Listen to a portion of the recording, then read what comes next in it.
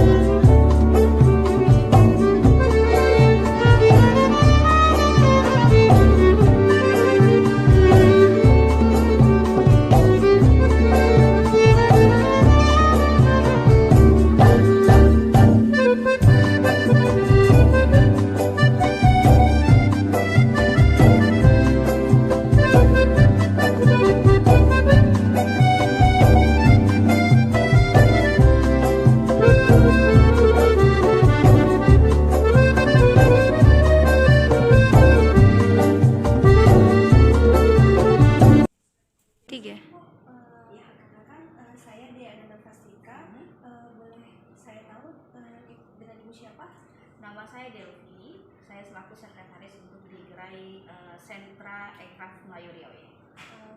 Mohon izin bertanya Bu, tentang kapan berdirinya Galeri Museum Lam ini ya? Sebenarnya ini bukan galeri museum ya. Kalau bisa kita sebut ini adalah sentra oleh-oleh Riau. Jadi ini adalah sentra oleh-oleh khas dari Riau.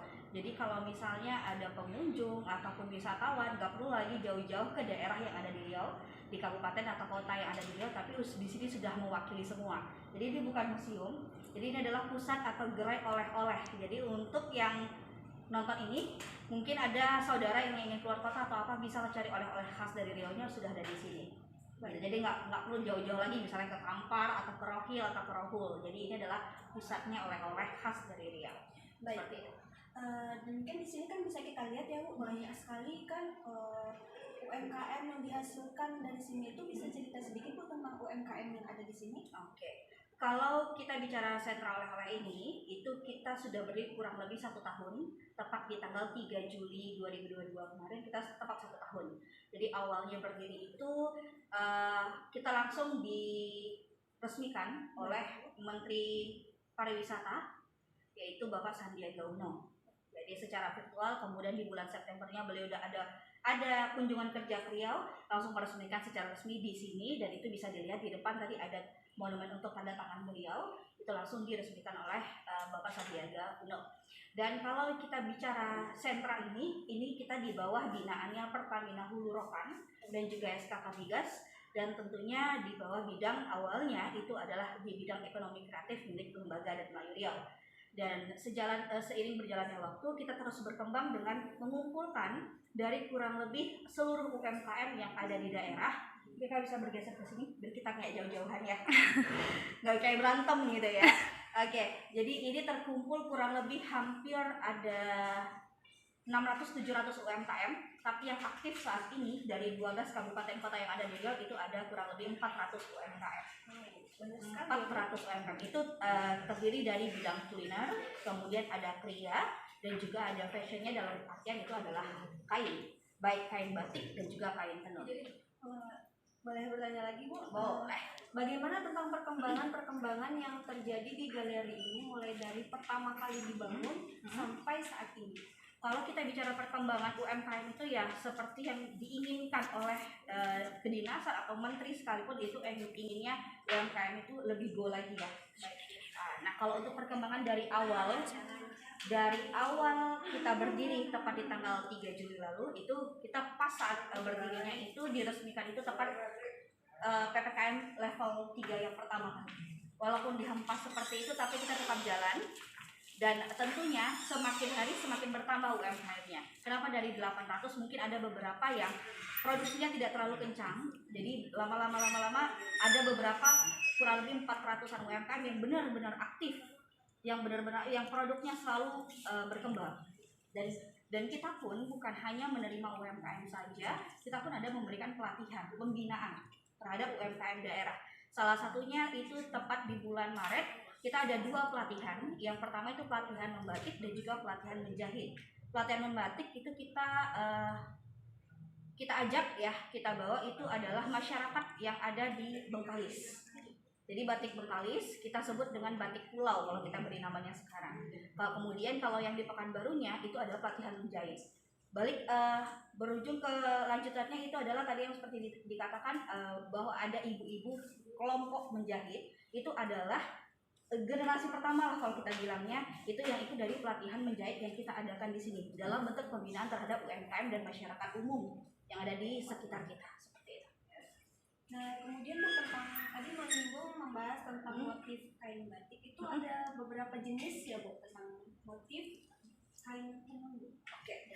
Kain itu kalau di Riau itu ada kain tenun, ada kain batik ya. Yang kalau kita bicara yang pertama kain tenun, kalau untuk motif kain tenun itu banyak. Yang paling sering dikenal itu adalah motif pucuk rebung, siku awan, kemudian ada tabur-taburnya itu bintang-bintang, ada tampuk manggis. Itu bisa dilihat langsung, literasinya mungkin bisa search aja. Kalau saya jelaskan satu-satu itu butuh waktu yang panjang gitu kan, tapi bisa mungkin search aja via Google atau dimanapun, itu bisa, itu banyak banget motifnya. Tapi yang paling sering digunakan itu yang paling umum dan orang paling tahu kalau udah nampak motif itu adalah Riau, itu adalah pucuk rebung. Baik Ibu. Itu pucuk rebung. Kalau batik tadi tenun tuh gitu kan, tenun itu juga terbagi lagi. Tenun itu ada kain tenun ATBM atau kita kenal dengan tenun asli kalau orang bilangnya. Kemudian ada kain tenun mesin, itu bisa digunakan sehari-hari dan untuk pola pembersihan atau mencucinya itu tidak perlu yang tidak bisa kita katakan bisa digunakan bisa mesin cuci lah gitu. Kemudian ada kain tenun biasa atau kita sebut meteran atau yang biasa banget orang bilang kain meteran pasar. Kita bicara yang pertama kain tenun. Kalau untuk motif kain tenun itu banyak.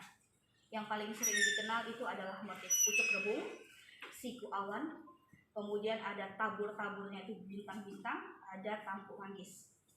Itu bisa dilihat langsung, literasinya mungkin bisa search aja.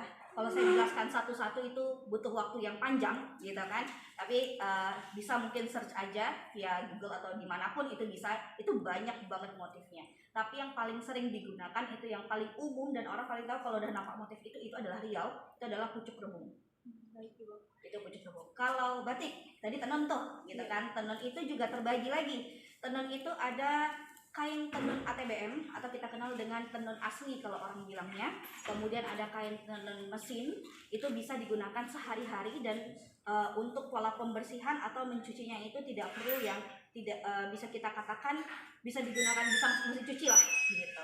Kemudian ada kain tenun biasa atau kita sebut meteran atau yang biasa banget orang bilang kain meteran pasar, karena banyak banget ditemukan di pasaran.